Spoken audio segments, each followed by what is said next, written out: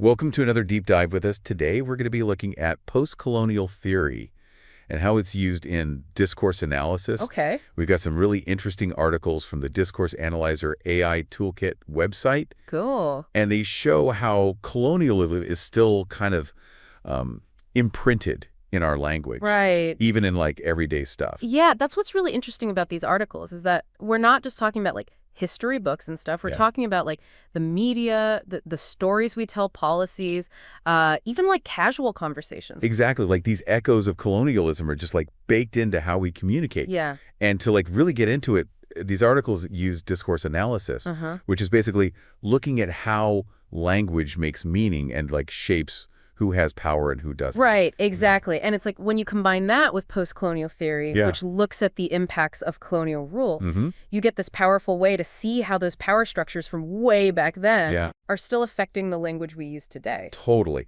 And these articles actually lay out three key areas where this approach can be really helpful. Okay. Media and representation. Okay. Literature and narratives. And then political discourse and policy. Gotcha. So let's start with like media. Sure. One thing that I thought was really interesting was that concept of othering. Ah, yeah, othering. Yeah. It's such a like subtle, but it's everywhere. Yeah. Like how media prepares people from formerly colonized places or marginalized communities in a way that like makes them seem exotic or marginalizes them or even demonizes them. It's like creating this yes and them thing, and it often uses harmful stereotypes. Totally. And the articles give some really specific examples. Oh, yeah. Like that one about news coverage of immigration. It showed how immigrants are often shown as like just this monolithic problem or a threat. Yeah. And it like takes away their individual stories and how complicated it all is. Exactly. Yeah. And that kind of representation has like real world consequences, you know. Oh, for sure. It reinforces prejudices, it influences public opinion. It can even like shape policy decisions. Like a self-fulfilling prophecy almost. Yeah. Like the more we see those negative portrayals, the more those stereotypes just become like ingrained in how we think. Exactly. But it's not just the news though, right? No, totally. Articles also talked about travel shows. Yes. And how they often present non-Western cultures through this like very specific lens. Yeah, for sure. Yeah. It's always focused on like the exotic stuff, the primitive or the unspoiled. Yeah. And it reinforces this like romanticized view of those cultures, which is often inaccurate.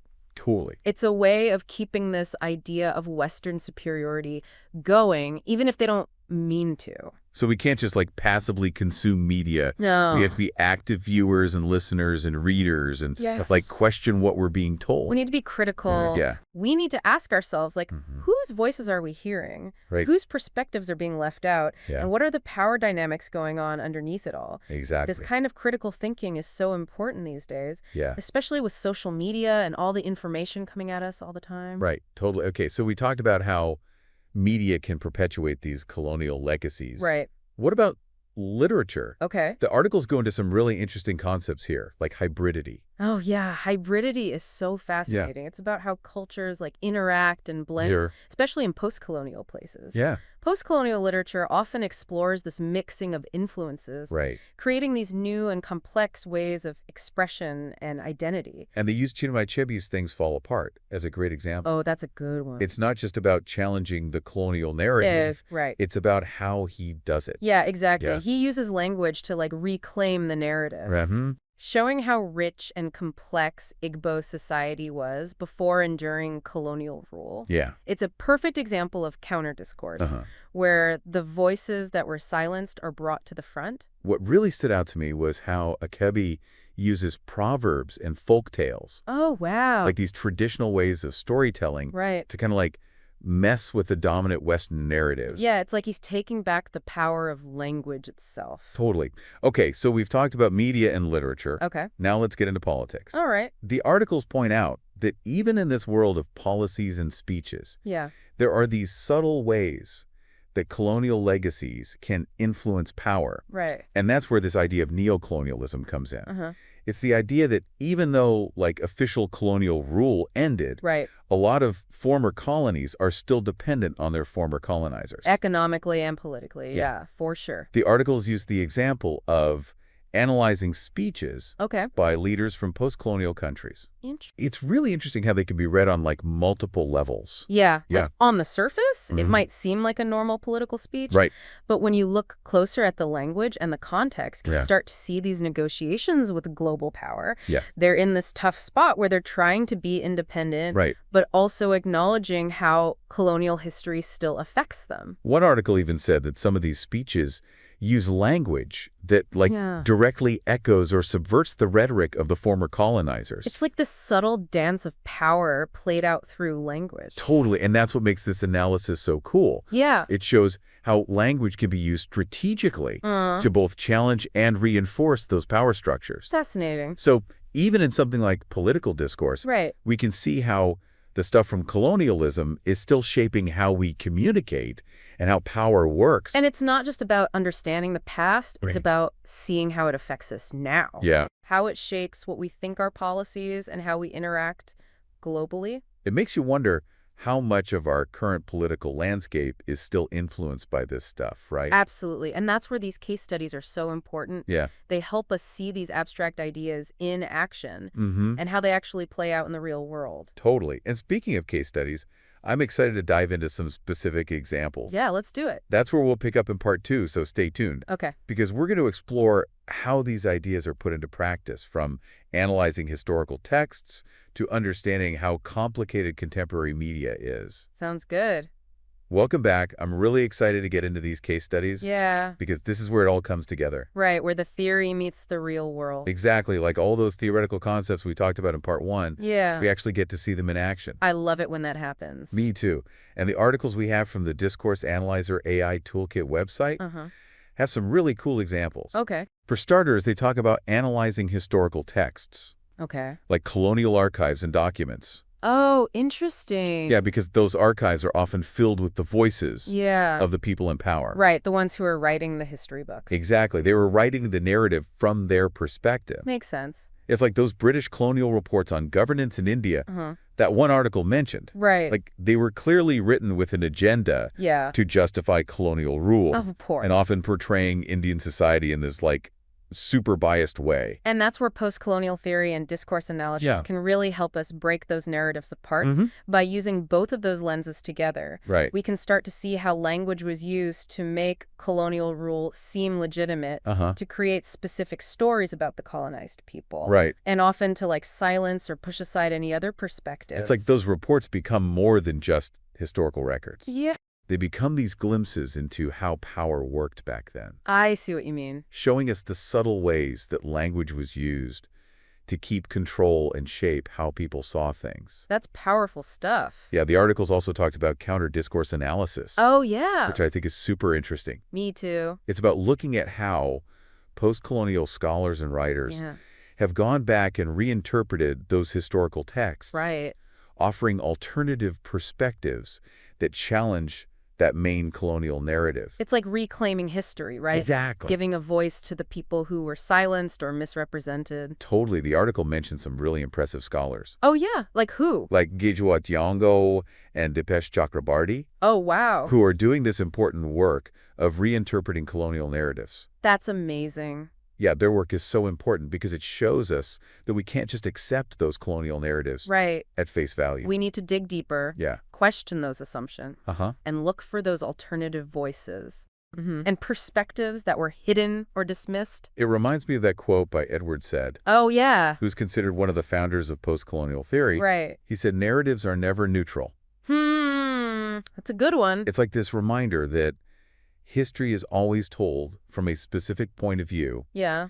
And we need to be aware of whose story is being told. And whose isn't. Exactly. And by uncovering those hidden stories and perspectives, we can start to build a more complete and accurate understanding of the past. Totally. Which then helps us engage with the present in a more critical and informed way. I like that. Okay, so we've talked about analyzing historical texts. Yeah.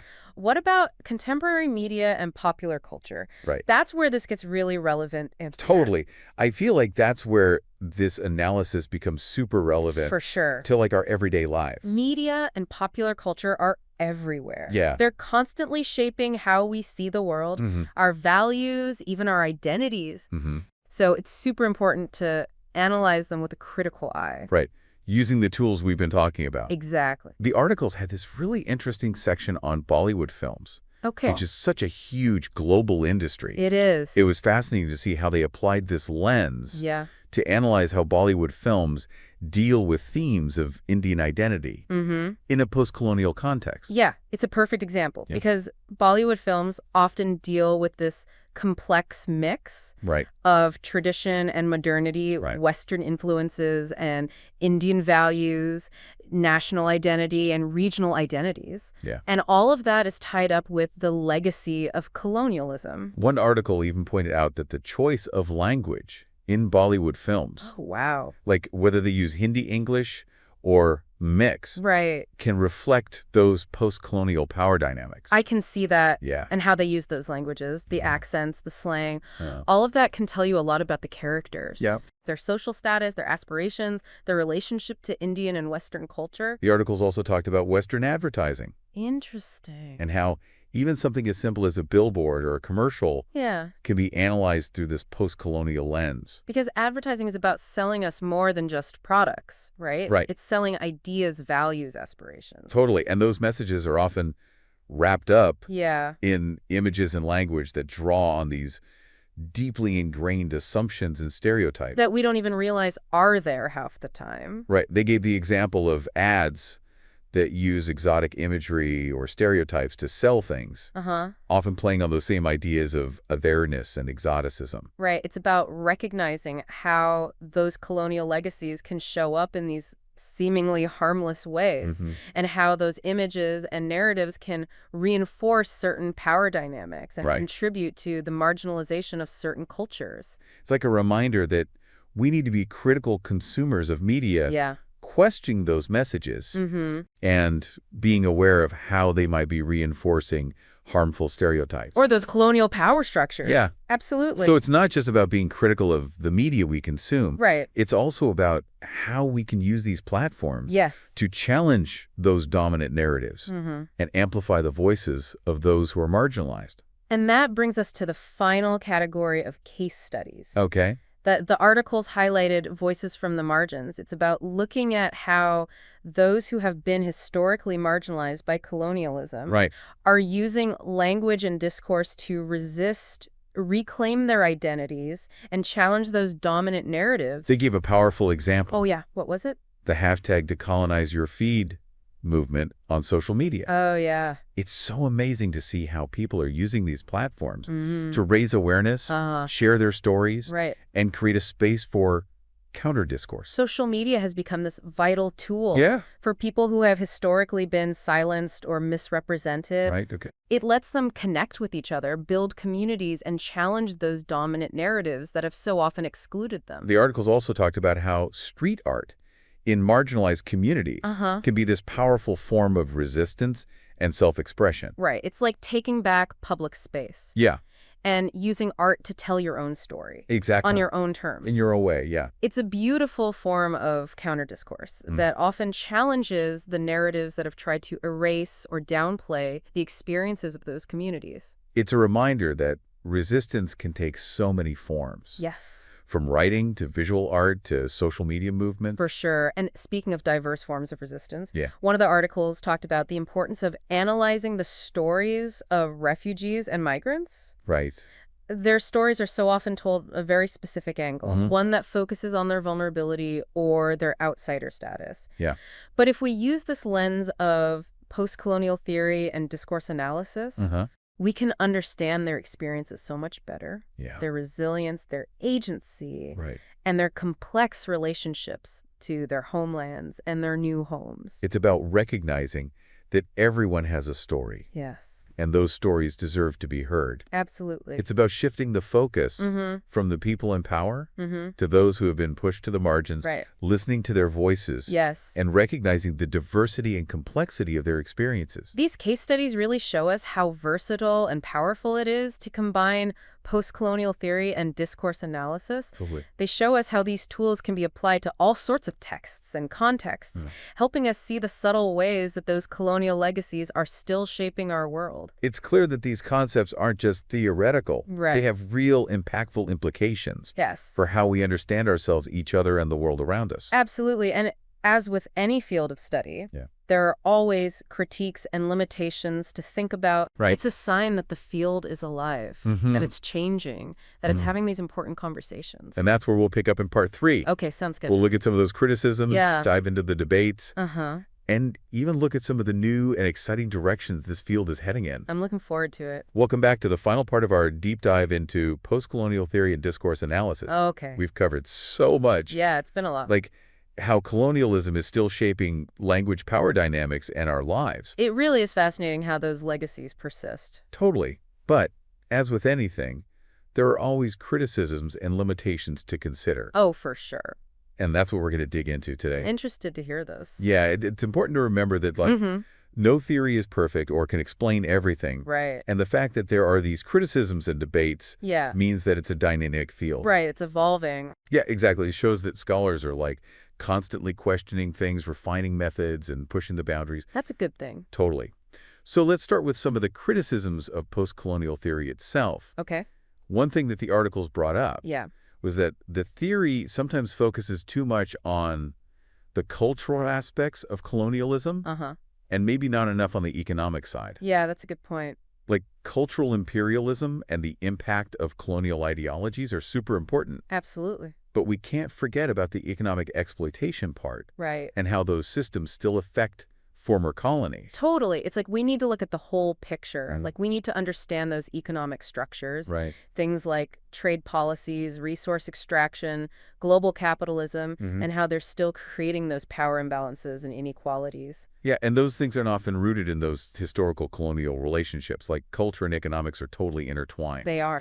And to understand colonialism and its legacy, we need to consider both. For sure. Another critique the articles mentioned was that post-colonial theory sometimes overgeneralizes the post-colonial experience. Right. It's like it treats colonialism as this one big event. Yeah. Overlooking the unique contexts of different countries and regions. Like the impact of British colonialism in India. Yeah. Was totally different from the French experience in Algeria. Right. Each former colony has its own story, its own culture. Its own forms of resistance. Yeah. And its own path to independence and beyond. Totally. So while those overarching theories are helpful, it's super important to acknowledge those differences. For sure. To avoid a one-size-fits-all approach. Right, that would erase all those nuances. Exactly. There's no single post-colonial experience. Nope. But rather a ton of different perspectives and realities that we need to understand. And explore. Yeah, the articles also pointed out that post-colonial theory doesn't always deal well with contemporary forms of neocolonialism. Oh, that's interesting. Like it can get stuck in the past without fully addressing how those power dynamics are still playing out today. That's something we definitely need more research on. Yeah, for sure. Like looking at the influence of multinational corporations, global financial institutions, even how technology and globalization can perpetuate neocolonial control. Yeah, colonialism didn't just disappear when countries got independence. Right. It changed and adapted, taking on new forms that are often more subtle and harder to see. Exactly. And those are the ones we need to be most careful about. Okay, so now what about criticisms of discourse analysis itself? All right, let's hear it. The articles mentioned a few interesting points there, too. Okay. One was this idea of subjectivity and interpretation. Like when you're analyzing language, there's always interpretation involved, right? Sure. It's not like hard data. Nope. Where you get these clear-cut results. Totally. That's why it's so important for researchers to be open about their methods, their assumptions, their own biases. Right. Like we need to admit that our interpretations come from our own perspectives and experiences. But we should still try to be objective and rigorous. Absolutely. It's about finding that balance between acknowledging the objective part while also basing the analysis on evidence and clear methods. Right. And that's where things like standardized procedures, clearly defined criteria for analysis, and using multiple coders to check for agreement become really important. It's about making sure the research is solid and can be replicated. Exactly. The articles also mentioned concerns about whether findings in discourse analysis can be reproduced and are actually valid. Makes sense. Like if different researchers look at the same text and come up with totally different conclusions, it makes you wonder if the method itself is reliable. That's a valid point. And it's a concern for any research, really. For sure. It's about being consistent and transparent to make sure that the findings are credible. And can be replicated. Right. Another point that came up was the issue of scope. Okay. Some people say discourse analysis focuses too much on language in shaping reality, while others say it doesn't pay enough attention to material conditions and social structures. It's a tough one. Yeah, it's about finding that middle ground. Yeah. We need to recognize that language is powerful. For sure. But it's not the only thing at play. Right, like economic conditions, social inequalities, political systems, all those things affect our experience. How we interact. Exactly. So it's about seeing language within that bigger context. Right. Recognizing that it both shapes and is shaped by those forces. Totally a holistic approach. Okay, so we've talked about the criticisms. Yeah. What about the future of this field? Okay, I'm curious. What are some of the exciting new directions? Well, one of the most promising trends is the focus on interdisciplinary approaches. I like that. People are realizing that no one discipline has all the answers. Right. We need insights from different fields to get a complete picture. So like bringing together history, literature, sociology, economics, political science. Yes. Even psychology and anthropology. Oh, exactly. And that mix of ideas is leading to some really innovative research. The articles also highlighted new methodologies. Okay. Especially in discourse analysis. With digital media and all the data online, there are new tools to analyze all that text. Things like digital textual analysis and corpus linguistics, allowing us to see patterns and trends on a scale that wasn't possible before. Right. It's opening up all these new ways of understanding how discourse works. And then there's multimodal analysis. Oh, right. Which recognizes that communication isn't just words. Totally. It's images, sounds, videos. And how they all work together to create meaning. A much more complete way of looking at discourse. Yeah, recognizing that meaning comes from a mix of different things. The articles also mentioned some exciting new areas of research. Oh, like what? One is analyzing global environmental discourses. Interesting. Looking at how colonial legacies shape our understanding of climate change, environmental justice, and our relationship with nature. That's so important right now. It is as we face these global challenges that are tied up with power inequality and historical responsibility. For sure. There's also a lot of interest in transnational and diasporic discourses. Right. Exploring how people who've been displaced are creating new identities and communities across borders, and how those experiences show up in their language and stories. It challenges how we think about nationhood identity and belonging. Yeah, it recognizes that in our globalized world, those lines are getting blurry and more complex. Absolutely. So it seems like post-colonial theory and discourse analysis are constantly changing. Yeah. Adapting to new challenges and embracing new possibilities. It's a really dynamic field. It has so much to offer. Yeah, it gives us these powerful tools to understand our world. From the legacies of colonialism to globalization and the changing world of digital media. And ultimately, I think it's about using those insights to make the world a better place, a more just and equitable place, where we value diversity and create a more inclusive and understanding society. Well said. This has been such a fascinating journey exploring these ideas and seeing how they play out. Yeah, it really has. We hope this deep dive has given you a deeper understanding of the power of language, the complexities of colonialism, and the importance of critical thinking. I think it has. Thanks for joining us.